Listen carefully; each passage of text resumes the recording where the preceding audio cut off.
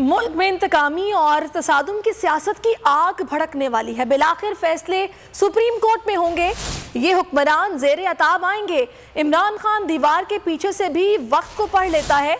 इन्होंने इलेक्शन मुहिम शुरू कर दी है। शेख रशीद की बोल न्यूज से गुफ्तगू कहा, इलेक्शन कमीशन कोई फैसला भी कर ले, सुप्रीम कोर्ट इसको उड़ा देगी। जमहूरियत को भी अदालतें बचाएंगी। इसी साल इंतखाबात देख रहा हूं। 15 सितंबर तक दिन बहुत अहम है। पीपल्स पार्टी काम निकलने के बाद ठुड्डा मारती है।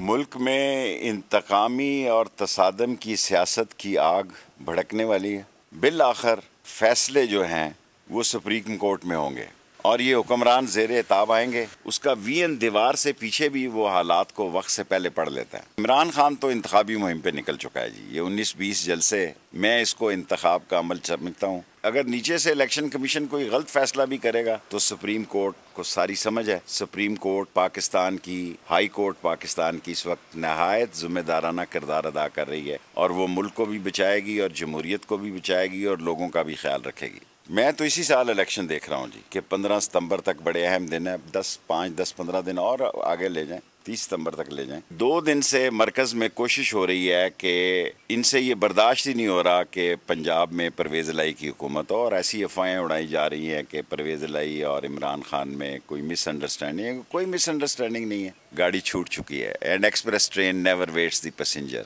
You have to reach right time, they have missed the train.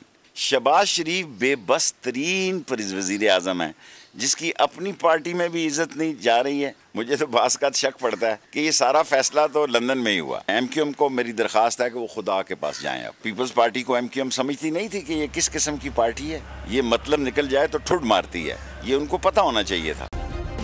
Subscribe करें और बेल दबाएं ताकि कोई खबर रह न जाए।